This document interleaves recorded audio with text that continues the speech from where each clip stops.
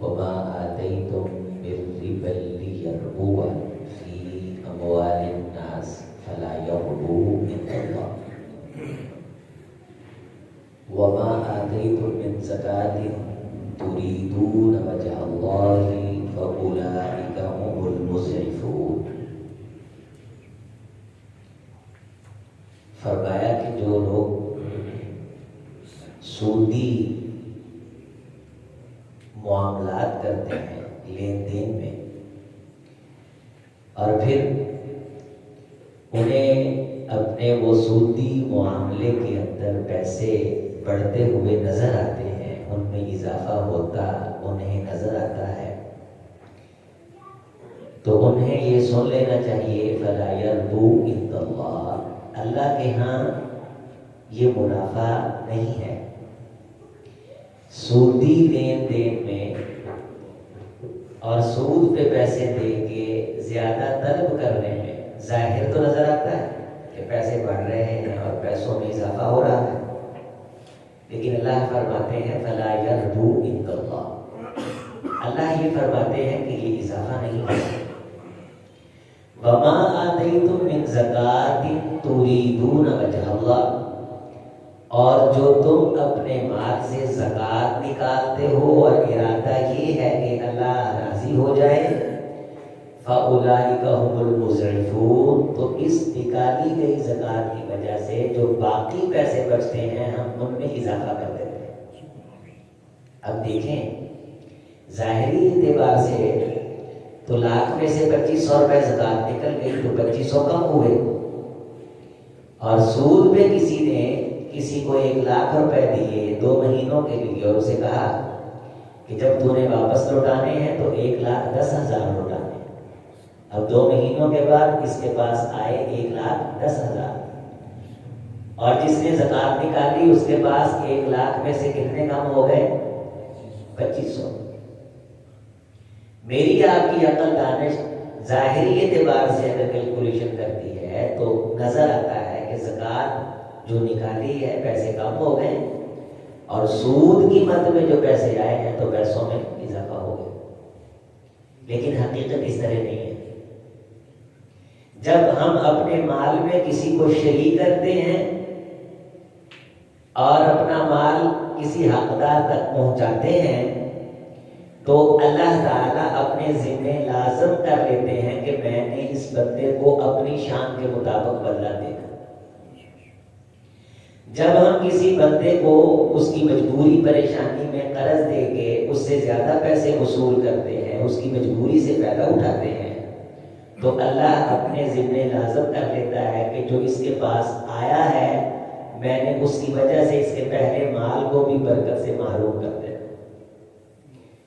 رسول گرامی علیہ السلام نے فرمایا کہ جو بندہ زکوٰۃ نکالنے میں آگا پیچھا کرتا ہے، لا زادہ وارن ولا حریم، آپ فرمایا کرتے تھے کہ زکوٰۃ کے اندر بوڑھی اور ٹیڑھی ٹانگوں والی بکری قبول نہیں کی جائے گی، خوبصورت چیز، اچھی چیز، سب سے زیادہ اچھی بھی نہیں، اس سے بھی روکا۔ اونٹوں کے اندر زکوٰۃ ہے تو یہ نہیں کہ اونٹوں کے اندر بندہ زکوٰۃ لینے کے لیے گیا ہے تو سب سے اچھا اونٹ اس نے پکڑ لیا، لیکن یہ بھی نہیں کہ مریض سا اونٹ لے آئے، اس کی حد مقرر کر دی، بنت مخاض بنت لبون نقا، کہ اگر 25 اونٹ ہیں تو اتنے 1 سال کی اونٹنی، اگر 35 اونٹ ہیں تو 2 سال کی اونٹنی، 5 اونٹ ہیں تو 1 بکری، 10 اونٹ ہیں تو 2 بکریاں، یہ نصاب مقرر کیا رسول اللہ صلی اللہ علیہ وسلم۔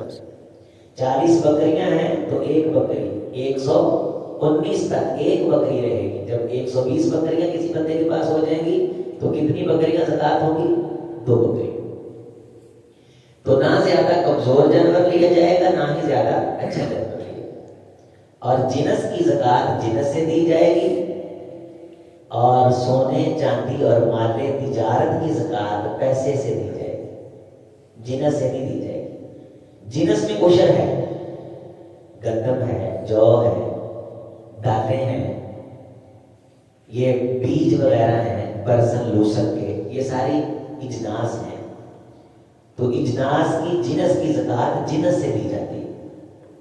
جس فصل کے اندر وہ جنس ہوئی ہے اس پہ اگر قیمت کا پانی لگا ہے، کھاتے سپرے لگی ہیں تو 10واں حصہ 20واں حصہ، اور اگر اس پہ کھاتے سپرے نہیں لگی، اتنی بارشیں ہو گئی بارانی جسے ہم کہتے ہیں، تو اس فصل سے 10واں حصہ، یعنی 10 حصے لیے جائیں گے سارے اور 1 حصہ اللہ کے راستے میں دے دیا جائے.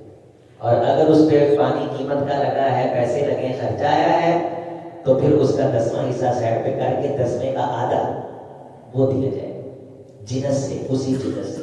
مال تجارت کپڑے کا کاروبار ہے، پراپرٹی کا کاروبار ہے، برتنوں کا کاروبار ہے، ہوٹل ہے، کسی بھی قسم کا کاروبار ہے، تجارت ہے، تو جنس سے زکات نہیں نکالی جائے گی، پیسہ دیا جائے گا. ہمارے پاس دوست وہ جنس دے دیتے ہیں اپنی دکان کی اٹھا کے، کپڑے والے کپڑا دے دیتے ہیں، زکات نہیں ہوتی.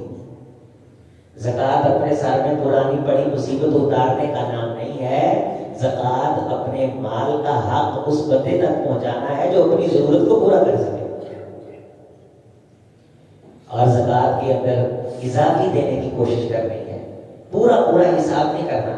حضرت ابی بن کعب رضی اللہ تعالیٰ عنہ فرماتے ہیں کہ مجھے رسول اللہ صلی اللہ علیہ وسلم نے زکات دینے کے لیے بھیجا، تو ایک بندہ مجھے ملا، تو میں نے اسے کہا کہ اللہ کے رسول نے مجھے بھیجا. تو وہ بڑا خوش ہوا، اس نے سارے اونٹ جمع کر لیے.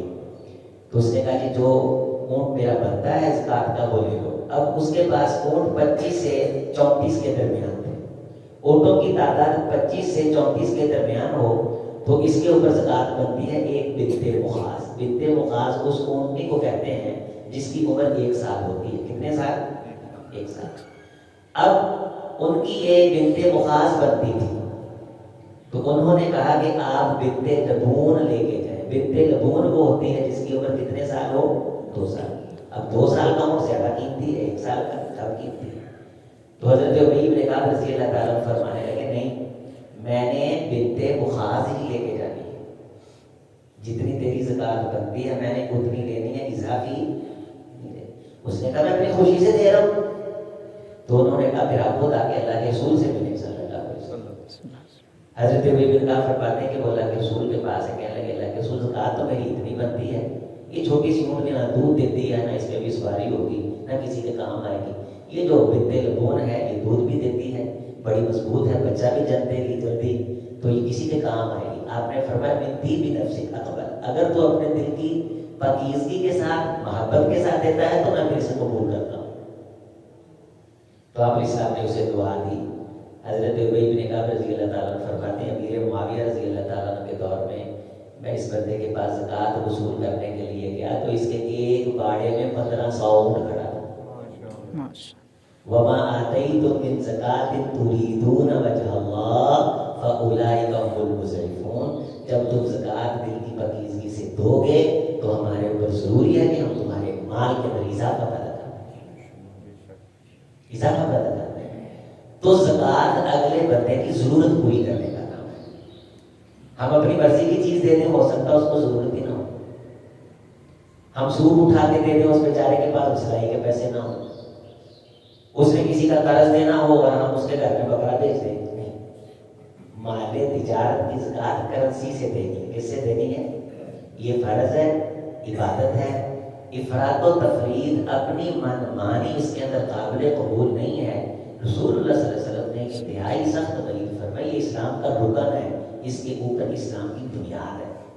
یہ اسی طرح رکن ہے جس طرح کلمہ رکن ہے، اور جس طرح کلمے کے اندر ہیر پھیر کرنے والا بندہ صحیح نہیں، اس طرح زکات کے اندر بھی آگا پیچھا کرنے والا بندہ صحیح. یہ اسی طرح رکن ہے جس طرح نماز رکن ہے، یہ اسی طرح رکن ہے جس طرح روزہ رکن ہے، یہ اسی طرح رکن ہے جس طرح حج رکن ہے. زکات یہ فرض ہے صاحب نصاب پہ، جس کے پاس 52.5 تولے چاندی جتنے پیسے سارا سال پڑے رہے تو سال گزرنے کے بعد اس پہ زکات. عشر دینا ہے تو 20 من اگر اس کی فصل ہوئی ہے تو پھر ہوگا، اگر 20 من سے کم ہوئی ہے تو نہیں ہوگا. نصاب رسول اللہ صلی اللہ علیہ وسلم نے مقرر فرمایا. تو اضافی پیسے جس کے گھر میں اتنے پڑے رہتے ہیں، سال گزر جاتا ہے تو اس کے اوپر پھر سال گزرنے کے بعد 40واں حصہ، جسے ہم 2.5% کہتے ہیں. کتنا حصہ؟ 40واں حصہ. مطلب 40 لاکھ روپے کسی بندے کے پاس پورا سال پڑا رہا ہے، تو اس 40 لاکھ پہ کتنی زکات ہوگی؟ 1 لاکھ روپے. تو یہ 2.5% کے اعتبار سے بنے گا. کس اعتبار سے بنے؟ 2.5%. تو زکات، دوسرا مسئلہ یاد رکھیں، زکات ہے اسلامی مہینوں کے اعتبار سے، جنوری فروری کے اعتبار سے نہیں. نوٹ فرما لیں، جس بندے نے شعبان میں کاروبار شروع کیا تو اگلے سال شعبان میں اس پہ زکات کیا ہے؟ تو ہمیں حساب لکھنا چاہیے کہ فلاں دکان پہ مال میں نے فلاں دن ڈالا تھا، فلاں بزنس میں نے فلاں تاریخ کو سٹارٹ کیا تھا، تو اس دن زکات دے. اگر میں نے رمضان میں کاروبار شروع کیا ہے تو میں نے رمضان میں. ہاں ایک بندہ ویسے چاہتا ہے کہ میں نے رمضان میں دینی ہے، وہ وقت پہ دے اور اگلی زکات 1 سال کی پہلے دے دے، پھر اس کا چکر رمضان میں آتا رہے. لیکن یہ نہیں ہو سکتا کہ کاروبار شروع کریں محرم میں اور زکات جا کے نکالیں رمضان میں نہیں. رمضان ویسے اضافی طور پہ صدقہ اور خیرات کا مہینہ ہے، اس میں آپ ماشاءاللہ جو بھی خرچ کرتے ہیں تو وہ تو اللہ کے دربار میں بہت قبول کیا جاتا ہے. نبی سے فرمایا کہ رمضان کا صدقہ تو اللہ ہاتھوں ہاتھ لے کے خود پرورش کرتے ہیں اس کی، جس طرح قربانی کے بکرے کی پرورش کی جاتی ہے. تو جتنا آپ خرچ کرتے جائیں کم ہے. عزیز و اقربا کے اندر بہترین صدقہ یہ ہے کہ آپ پیسے کی شکل میں دیں تاکہ اگلا بندہ ضرورت پوری کر دے. راشن لینا لے لے گا، مفت لے لے گا، ہمیں کیا ضرورت ہے 5 کلو گھی بیچ لیں گے، 5 کلو گھی کے پیسے دے دیں. مہربانی کریں، اس کے ساتھ احسان کریں، لفافے میں ڈال کے دیں اور بر وقت دیں. فطرانہ بھی فقہا نے لکھا ہے اس لیے کہ وہ اپنی ضرورت پوری کر لے، اس کو بر وقت دیں. بعض بندے فطرانے کے پیسوں سے پہلے روزوں کا ان کے پاس بیچاروں کے سامان نہیں ہوتا، تو جب ہم انہیں ٹائم سے دے دیں گے تو وہ اپنے کو 4 روزے سکون سے رکھیں. ہمارے ایک دوست ہیں، انہوں نے پوسٹ لگائی تھی، انہوں نے کہا ان نمازی ساتھیوں سے گزارش ہے جو عید سے 1 دن پہلے مولوی صاحب کو سوٹ دیتے ہیں، ساتھ اس درزی کا بھی پتہ بتائیں جو راتوں رات سوٹ سلائی کرتے ہیں. درزیوں کو تو کہتے ہیں کہ درزی چھوٹی عید کا کسائی اور کسائی بڑی عید کا درزی. تو بر وقت چیز دیں، جس کو تحفہ دینا ہے، جس کو ہدیہ آپ نے دینا ہے، تاکہ وہ چیز اپنے استعمال میں لے آئے. اور کوشش یہ کریں کہ خود ڈھونڈ کے جگہ حقدار تک اپنا مال خود چل کے جا کے دیکھیں، آپ کے چلنے والے قدم بھی اللہ کے دربار میں نیکی بنا کے لکھے جائیں. تو باقی ہمارے پاس کچھ اداروں کے لوگ آ جاتے ہیں، تو جہاں تک ہم سے ہوتا ہے ہم تصدیق کرنے کی کوشش کرتے ہیں، تو وہاں بھی آپ ماشاءاللہ دیتے ہیں. اللہ تعالیٰ کو بھی قبول فرمائے. انہیں بھی دینا چاہیے کیونکہ مدارس کا جتنا پاکستان میں سسٹم ہے وہ عوام کے تعاون پہ چل رہا ہے. بعض لوگ سال کے بعد رمضان کا دسترخوان لگاتے ہیں، ویڈیو بنا کے پھینکتے ہیں، دنیا کو بڑا پیسہ دیتی، ڈونیشن دیتی، اور رمضان کے علاوہ مدرسوں میں تو سارا سال 3 موقعوں پہ دسترخوان لگتا ہے. تو زیادہ تعاون ہمیں مدارس کو دینا چاہیے. صدقہ خیرات اپنے زیادہ سے زیادہ، جہاں آپ کو پتہ ہے ماشاءاللہ تعلیم کا کام ہے. تو یہ بھی ہمارے جو ساتھی ہیں ان کے بارے میں آپ کی رہنمائی کرتا ہوں کہ میں اس ادارے میں گیا ہوں آزاد کشمیر میں، تو بڑا ہی خوبصورت کام کر رہے ہیں. وہ امیر بٹ صاحب ہمارے دوست ہیں، وہ آتے ہوتے ہیں، ان کی طرف سے آئے ہیں، وہاں پڑھاتے ہیں استاد. اس ادارے کے ساتھ بھی آپ تعاون فرمائیں. جمال بھائی ہیں تو ان کے ساتھ بھی آپ خصوصی جمعے میں بھی اپیل کی گئی تھی.